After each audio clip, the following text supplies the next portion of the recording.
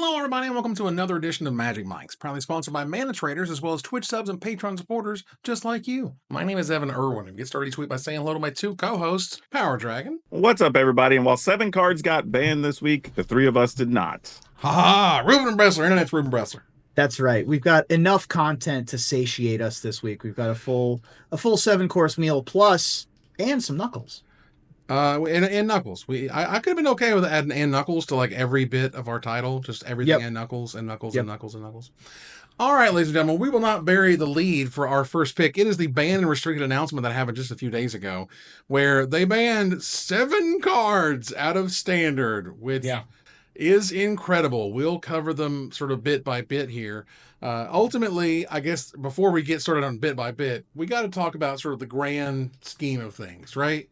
The idea that there haven't been Standard bans in 2 years, right? 2 years plus? Yeah. Something like that. Also, the question we were over here, last week, just, gnashing teeth. What's going to happen? Are they really going to go there? They went there. And I am absolutely pleased as punch about it. And I really appreciate it. And ultimately, I think that this kind of method of going like, you know what? I think everything is a little bit too much. And doing that thing where they kind of ban what's going to come next, or they think is going to come next in terms of being oppressive, I'm totally okay with that. So in terms of like the philosophy of these bans, I really appreciated them going like whole hog. They did not half the ass on this one. They went the whole butt. Yeah. Yeah, and I put out a video, like, I think on Friday, where I kind of ranked the probability of all the cards being banned. Mm-hmm. And I remember telling everybody it was probably going to be 3 cards or we're going to be 7 plus. And people thought I was crazy. And I was like, well, no, because you either only decide that this is the problem and we're going to get rid of these 3, or that's going to create all these other problems and we got to get rid of everything. Right. And I think they made the right decision, just saying, let's just get all of it. Yeah, I agree. I really was pleasantly surprised by the fact that they went whole hog, as you mentioned, and they hit a lot of decks where they needed to hit them without pissing off collectors, which I thought was also a good decision. Like a lot of the cards, I don't know, did they ban a rare? They banned 2 rares. 2 rares, but only one of any value at all, which is Corey Steelcutter. Right, Corey Steelcutter, which was new, and they needed to get rid of. But that was the only one that was like a new rare that was still being opened, that was like, anywhere near the ban list. But then they got rid of, powerful commons and uncommons that are easier to replace. And I thought that was a really smart decision as well. Yeah, so let's go ahead and go down the list here. They officially banned Corey Steelcutter, Abuelo's Awakening, Monstrous Rage, Heartfire Hero, Up the Beanstalk, Hopeless Nightmare, and This Town Ain't Big Enough.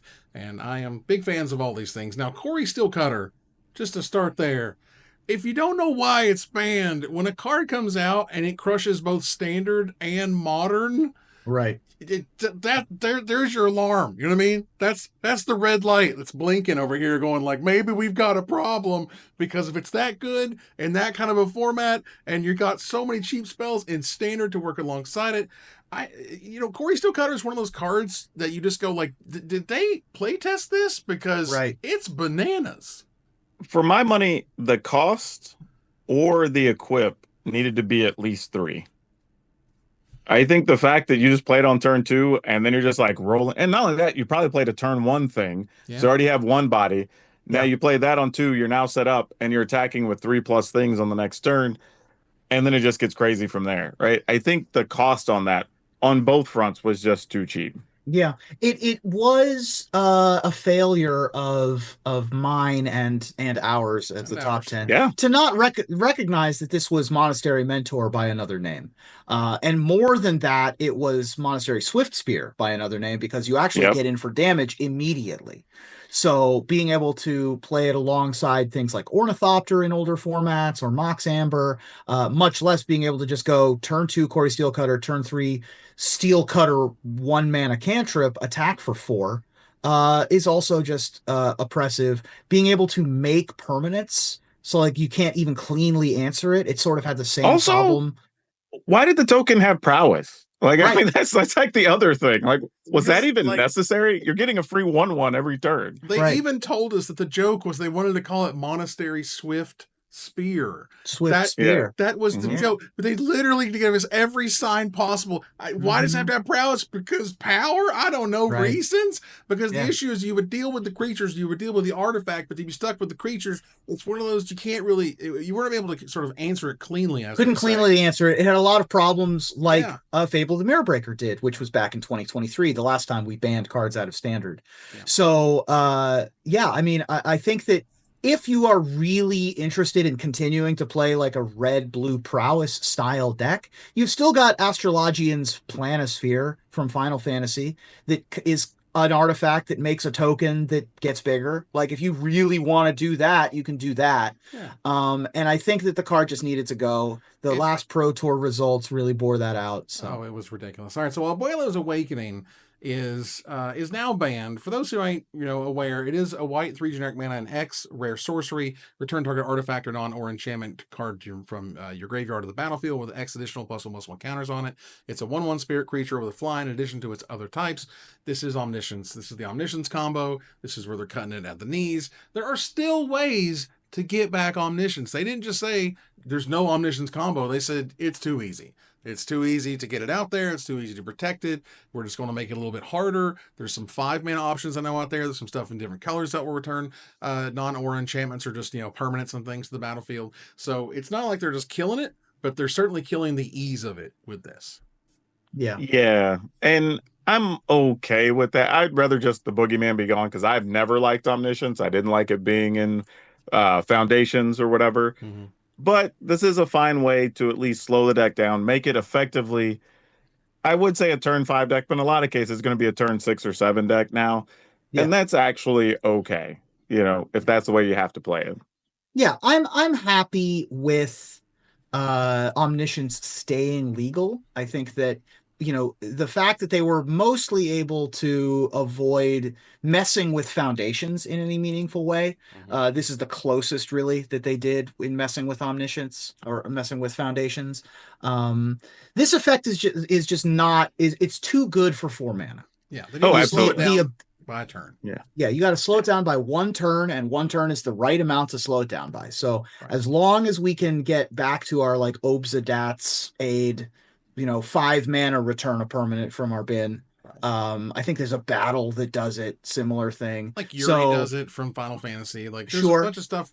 Again, it just slows down by a turn. The fundamental turn of Standard, which is a very magical turn, what is the turn that kind of matters the most, or the turn where most sort of games end, or the crux of those games? It was just too soon. It was in turn 2, turn 3, and it should really be in turn 4 to 7, in my opinion, at least, but it certainly was too low. And to be fair, we have some new like enchantment creatures that could have ended up being nuts with Abuelo's Awakening still being also around. True. So, yeah. I mean, there's some good like 6 mana summons that are super dangerous anytime you're messing around with enchantment combos. All right, so this next one, man, I have seen so many people that they're just dying. They're just dying to be that other voice, that devil's advocate, to be like, hey, Monstrous Rage ain't really that bad. You can play around it. You just need to get good. Y'all, ever since March, check my Twitter feed, since March, this was way too much. It was way too much then. It didn't matter what's coming out. We had multiple sets after that come out.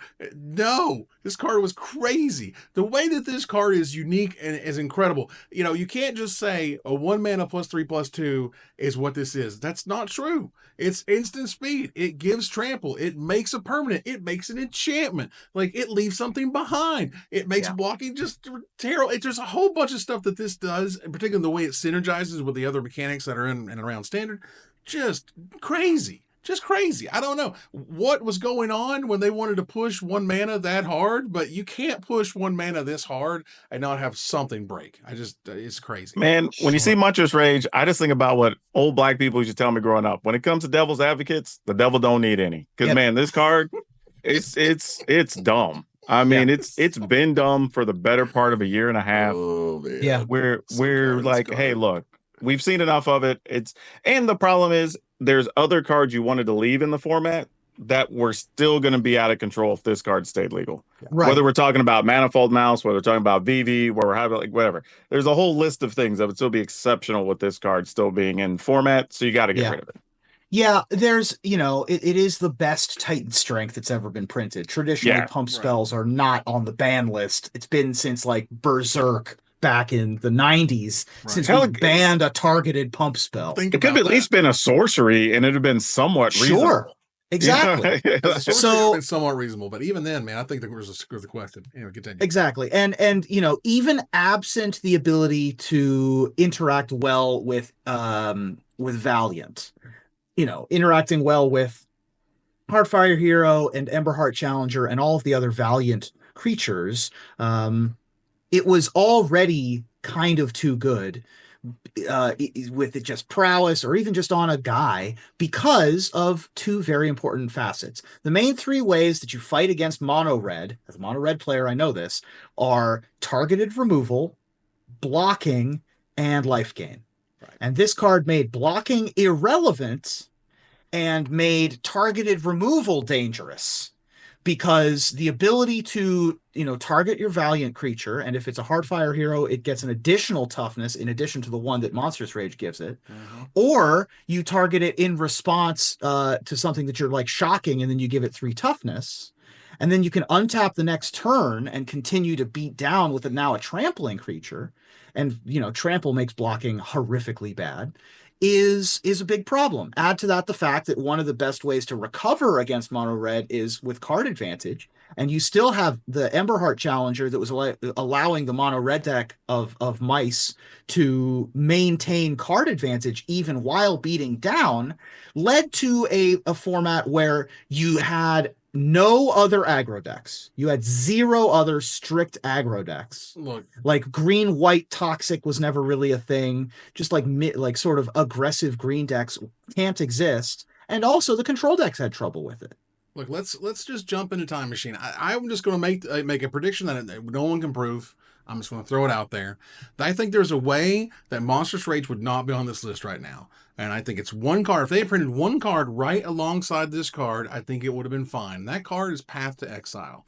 If you're going to push a very aggressive card to the absolute limit of 1 mana, you have to give me pushed all the way as hard as it can go for 1 mana, the best removal spell. And other than Swords to Plowshares, that's pretty much what you got. And so that type of powerful answer can attack such a powerful aggressive. I'm not saying print Lightning Bolt too, because that would cause problems because of the color it's in. But that's the only thing I can think of, because it's just too good. It's too efficient. It's just too efficient for anything to target it, no matter what it was. Yeah. We've had access to stuff like March of Otherworldly Light or Portable Hole. Even something like Fatal Push, could have existed, I suppose, alongside. The problem with those cards is then they warp standard around themselves. They do. Exactly. And so then other stuff Look what suffers. happens, right? This is what happens. This is what warped standard instead, right? Like, which you want to warp, the removal spells or the aggro spells? Because when you warped around the aggro spells, we saw what happened. Okay, point is, we're happy it's gone. All right, so Heartfire Hero is next. The 1 red mana, 1/1 Valiant. Whenever it becomes a target of a spell or ability, for the first time, you get a +1/+1 counter on it, and when it dies, it deals damage equal to its power to each opponent. I think the second ability was the really tough one here. Sure. Because it made Monstrous Rage even that much more explosive. It made blocking that much worse. And it just compounded to be just really, really hard to deal with. Yeah. I also like the idea here of removing that and Rage and saying you can still play the deck. You can still play with Heartfire Hero or whatever. You can still play with Manifold Mouse. But we're just taking some of the easy damage away. So there's still other cards. There's other lizards and things you can fill in there and still play the deck. And it's reasonable. It's just not going to be ridiculous anymore. Right. Yeah. I think that, there were definitely games where you would go turn 1 mouse, turn 2 rage, and then the game was just over.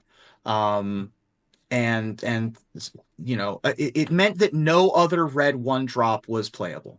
Like you simply could not play another red 1-drop. So now you can play with like Cacophony Scamp if you really want to, which is a very similar effects to Heartfire Hero. Right. And that's okay. Like mono red's it's not going away. It'll still be fine. It's going to take a different shape, which I like. Yeah, this is what happens when you push Heroic that much harder. Like, Heroic felt like a mechanic that was held back, and I think now we know why. Like when you took the restraints off, oh god, your 1 mana, target creatures go haywire. All right, so next up here is Up the Beanstalk. This card has had a giant target on it for a very long time. It's 1 green, 1 generic mana for an uncommon enchantment. When it enters the battlefield, and whenever you cast a spell with mana value 5 or greater, you draw a card. So, first of all, it draws you a card. So they disenchant it, they're down a card. Like you're already off the axis.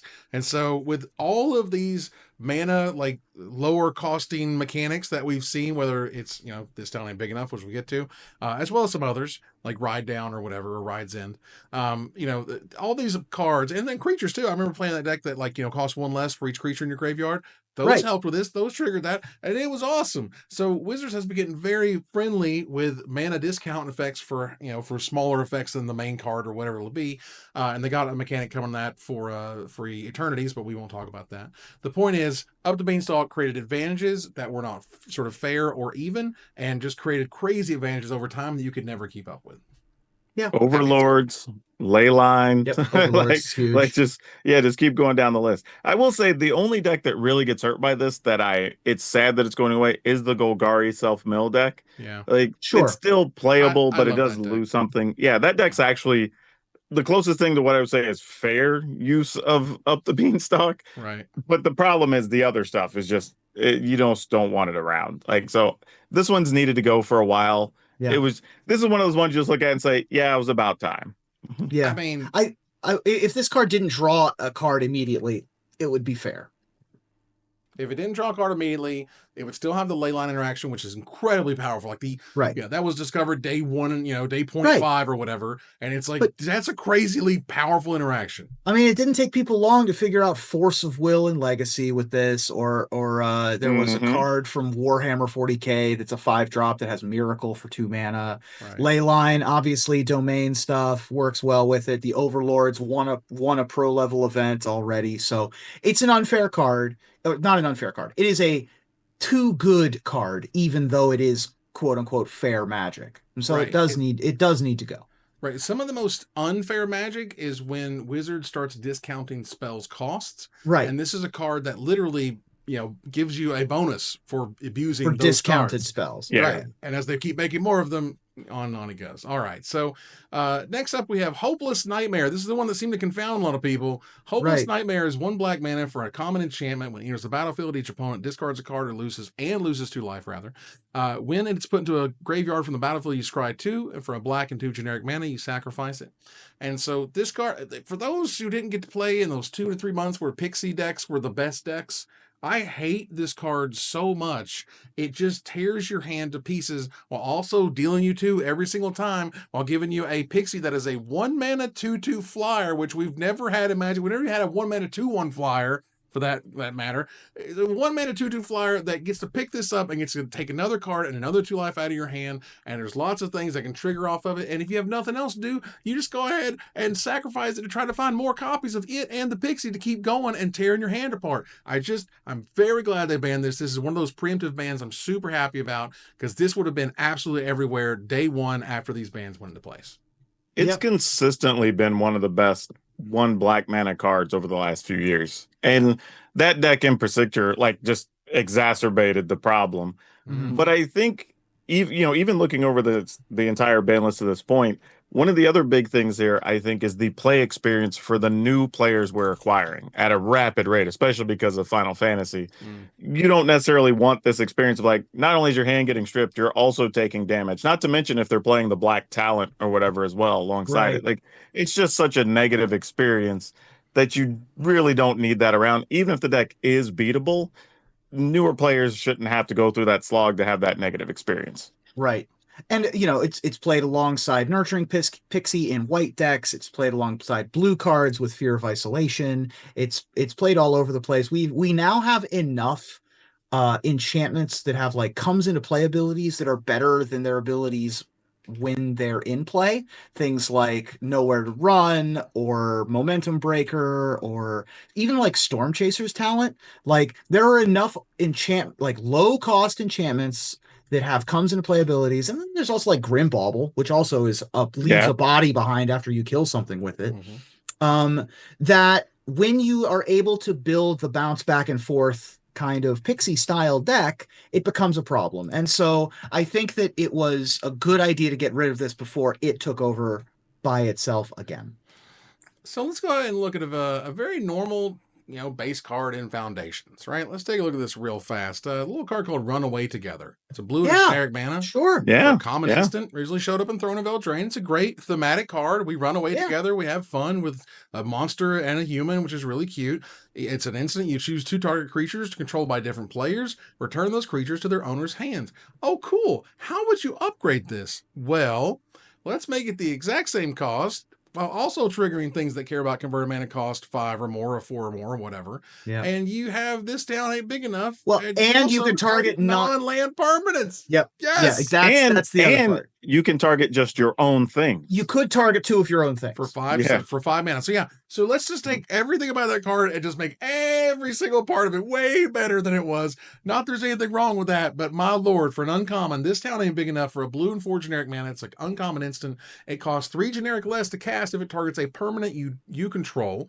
So you're incentivized to target your stuff. Return up to 2 target non-land permanents to their owner's hands, and I'll be damned if there's not a Storm Chaser's Talent. Sorry, Storm Chaser's Talent with this card can create a loop with the second part of Storm Chaser's Talent to bring it back from the graveyard, and I hate that, by the way. Right. I've been into those locks and they suck. It basically makes a capsize loop for those of you that played during the 90s or have had the let's call it a privilege of playing against that in old Commander. It is a oppressive game loop where you can't just say the game is over, but the game is effectively over. Beyond that, just as a tempo card by itself, it's also incredibly powerful, even without the loop existing. It is alongside Storm Chaser's Talent gives you another Otter, alongside something like Corey Steelcutter or another, something that comes along with another permanent. It just lets you rebuy and redraw all of these permanent based spells and abilities over and over and over again. So, or you could bounce a Pixie that allows you, now you can replay the Pixie and get other value. Like, there was all kinds of places this card was showing up. Yeah, and it's really good without the Beanstalk, obviously, as it is a 5-cost card, but it could also target your own Beanstalk to draw another card. So this was another one that was just going to take over once everything else had gone away, and it also needed to hit the wayside. Although this one did have its time in the sun already, so I feel less bad about this town ain't big enough. There you go. All right, so those are all of the bans that happen in Standard. Just an earthquake to the format. No one really knows what's going on. There's questions. I think, mono black mid-range or black X mid-range. I think white blue control got a ton better because it didn't lose very much, if at anything.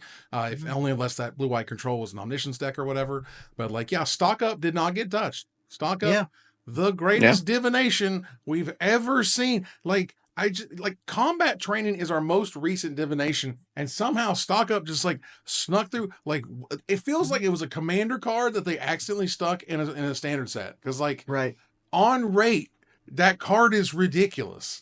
It's just nuts for the rate. And so I'll take it. I like to play with powerful toys, but my God, it's just way above the curve, and it's wild. My big issue with stock up is that it's just going to make every other 3 or 4 mana draw spell for the next 3 years irrelevant. Yeah. No matter what comes out in the next 2 years worth of, unless you make a super cracked card, we're just not going to play it. And you're going to start with, you might play it as stock up number 5 and 6. Sure. But stock up's going to be your first 4 slots every time. Yeah. Right.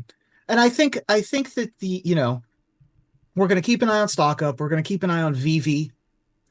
Those are 2 of the cards in that Is It deck that are going to, we're going to change shape. We're going to be a different style of deck. But we still have access to sleight of hand. We still have access to a lot of what we want. And we'll see how it goes. See if those decks take over. Stock up is so good. If they were to, and this is one of the big the watershed moments, is they will not print Fact or Fiction back into Standard. I don't think you play 4 Fact or Fiction. I think you play 4 stock up and 2 Fact or Fiction or some thereabout. Sure. Because I want stock up more than I want Fact or Fiction. Fact or Fiction's great. It's instant and so on. Great. But bruh, stock up's nuts. It's wild. So that card still blows my mind, honestly. But whatever. Let's move on to the first pick here to gather the townsfolk talking about community issues thanks to our sponsor, Mana Traders.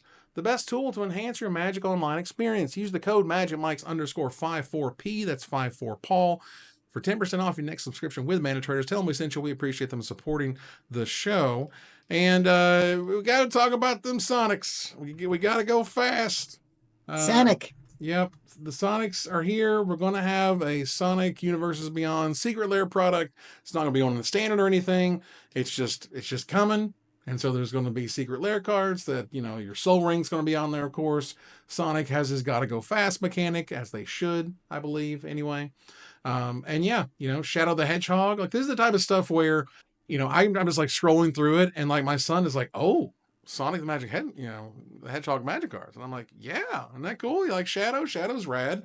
There's Miles. I'll take it. So, it's cool to have Dr. Eggman and friends and Knuckles the Echidna hanging out doing cool stuff, looking like they're in the TV show. And also, by the way, this is how I discovered that Knuckles was an Echidna. Oh, nice. Right. Well, there you go. Like when they previewed, I went, oh yeah, I guess it makes sense that he is. And like, because I've never thought about it. I just went like, it's Knuckles. I never really thought about what type of animal he was. Yeah, there's going to be 3 total Secret Lair drops. And I don't know ultimately, and we won't go through all the cards or whatever, but I don't know ultimately if this is going to be as hot as the previous releases, the Final Fantasy releases or the SpongeBob releases, or even the Hatsune Miku releases. Yeah, which, by the way, Hatsune Miku is getting a 4th release. Yeah, it's going to be the last one of the year, right? That's crazy how popular that has been. Yeah, so they're finishing that up.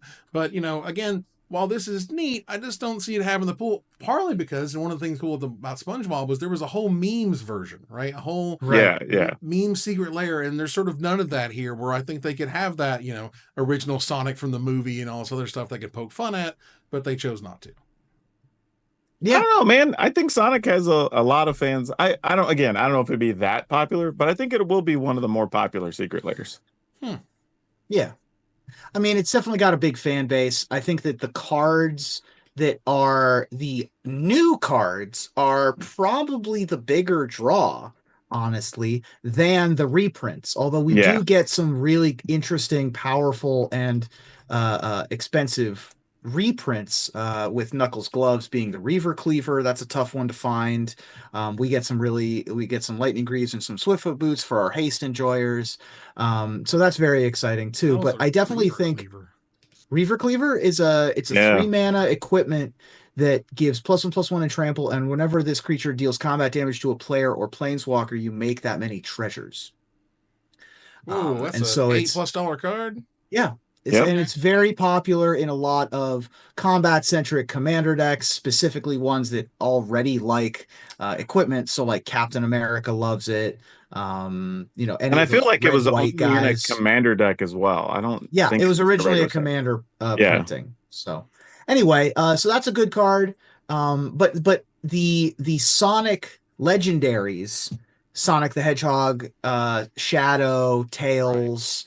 Are definitely going to be the bigger piece here. And Super State, which is a legendary colorless aura enchantment, also is going to be a ton of fun to play in a bunch of different types of decks. So the Eldrazi players are going to love that card. Absolutely, for sure. So just make something a 9/9 and give it 8 million abilities. People are going to love that.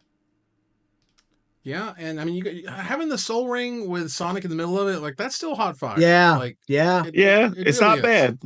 It's not the best Soul Ring they've done, but it's still pretty sweet. That's pretty good. I mean, I'm more excited about the treasure having the Sonic rings on. The treasure Sonic ring is incredible work. They're both really, really dope. Yep, for sure. But yeah, so those are your options. Yeah, I agree. If you're going to get any of them, I would suggest getting the one with the unique characters, particularly, Sonic and whatnot. But, and there's probably a giant fan base out there I'm not ready who's going to go crash servers again. That's just kind of what it is. All right, let's move on here real fast to a few little teasers as we get. And basically, I guess if you guys want to call out any of your favorite teasers for Edge of Eternities, because from Maro's Blogatog, he drops out previews before every set. It is just a little tidbit, just what I have you out here. Sometimes it's about creature types. I mean, they always list some, but sometimes your favorite thing is creature types. Sometimes it's a weird sentence that comes out of there, and sometimes there's things you could just maybe go like, do we have to we don't have to do this. There's something about a white card that returns a non-land permanent. A white card that can return non-creature, non-land cards from the graveyard to the battlefield. Okay. Sure. Like an omniscience. Huh? Sure. That's the whole thing. But if it's 5 or 6 mana, that's what we want. Yeah, that's fine. Fair. I'm okay with that. For me, when I was reading through these, the one that was most interesting and fun, well, the one that's most exciting for me is the Arch Charm, which is a super cycle of cards like Archmage's Charm and Archdruid's Charm that are very powerful and have seen some amounts of competitive play. And I'm excited to see what color is going to get the Arch Charm next. I'm fascinated that we're getting a new artifact token called Munitions. I think that that's going to be there's a legendary goblin that makes a rock token and he can throw the rock at people. I think that it's going to be something like that, and that's super fun, and I love that too. The other one that I picked out as something I'm excited by is Creature Drix Assassin. Ooh. What is a Drix? We're about to find out. Well, the only thing I can... I mean, Elemental Urgoyf is good too, but Drix stuck out to me because when I think of Drix, I think of Vizardrix and Kezardrix, which are those big rabbit monsters from like Starter and 5th edition. And if we get big rabbit monsters in space, I'm on board. I think that sounds delightful. I will say, though, he did give me a line that says I'm automatically going to hate a card. So we'll have to talk about that when it comes out. But a card that gives you control of your opponent, I'm already out on it. Like, I hate every single one of those cards. Come on. I hate every one of them. Look, repeatable. And players tend to not like them. That's the other thing. Like, those things. Are you sure? Like, for sure, dude, at the retail level. At the retail level, people have just like been frustrated by those cards. You have no idea. And that's but if it's like of the world, if it's going to be like a brain slug, like that sounds like fun, and that's a trope that exists in science fantasy. So I'm excited to see what they do. Maybe it'll be 1,000,000 mana and no one will play it. Look, the scariest thing in this whole bit is repeatable activated ability lets you draw 2 cards and make a 2/2 creature token. That better cost 8 mana. That better cost just tons, because I don't want to see that happening continuously unless you have infinite mana. Like, that's great. Right. Yeah. But yeah, I love this stuff, like this. Little hints, not giving away much of anything, but some cool like card names. Lost in Space, love that. Yep. Systems Override, Tractor Beam, all that stuff that makes sense. I think that's rad. So I'm ready to go into space. It's space time. It's going to be great. Me too. Lost not taking space. Other extra turns or taking other people's turns. That's true. Like, those are always bad in every single game. Except there's going to be one, and there's going to be. It's not going Lost in Space is going to be our path to exile, and I'm very excited for that. Good. We need it. Or the other one, whatever the emergency eject or whatever it was. Sure. Emergency eject is also a good. That's right. Yeah, for sure. I'll take that. All right, let's turn the corner here to the finisher. This standard wasn't big enough for the 7 of us. So now that standard is back and better than ever, what are you looking forward to most in our post-Rage world, Ruben? Yeah, it's an interesting thought. I haven't woken up in the morning and thought about standard and looked out on the horizon and not known what was coming for a while. So I'm looking forward to finally playing my favorite archetype, mono red. But like as a hipster, when no one else thinks it's good. And they're probably right that it's probably not good, but I like mono red, and it hurts me when other people are playing mono red when it's the best deck, you know? Wow. Power Dragon? Well, honestly, everything's wide open now, so that's actually super cool. And we've already been playing a pile of different decks, so I'm looking forward to playing even more cards that we haven't been able to play with. But most of all, the thing that I'm looking forward to the most is no more comments of people just saying in my YouTube comments, just play the best deck. Like, we got to play other cards. There's other options now. Exactly. I'm super excited about the ban announcement because, and while all of the decks that are now unlocked are great, the thing I'm most excited for is hype. I can be excited for new cards again. So get ready for this enthusiast to make his return. I'm excited to talk about Magic cards that do awesome stuff. Where you don't just go, oh, never mind, Monstrous Rage, Steel Cut or Die. And I'm like, thanks, Where dude. every preview season we go, yeah, this is a cool card, but it'll see no play because it's a red 1-drop. Yeah, it's not good enough. It's not, 2 mana does a million things. It's a new day. The dawn has come. Right, and we're feeling good. We're feeling good. And that ends another live episode of Magic Mike's. Thanks for joining us here to discuss all things Magic. Thank you, Power Dragon. Hey, it's always good to be here. And yeah, if you do want to see some standard stuff every day, hop on over to the YouTube because I got stuff already rolling. Woohoo! Thank you, Ruben. Thank you. And before we go to our final slide, we did finish our 179-hour almost run. Yeah. Yeah, 180 hours. Last night. It took us over a year. Any of our patrons can see the whole bit. It took 56 entries, I think it was. Something like that. We got there. So check it out. And we appreciate y'all supporting the show. Moving here to our final slide. I want to thank our sponsor, Mana Traders, my co-host, Power Dragon and Ruben Bressler, viewers like you for watching or listening. Follow, like, tweet, favorite, share, subscribe to everything social that tells people we exist. Catch us on our exclusive member Discord. Subscribe to our Patreon. Watch us live on Twitch. Join us live or taped on YouTube. Check us out on TikTok. Follow us on Blue Sky or join us here next week. Same time, same place for another episode of Magic Mike's. Good night, everybody.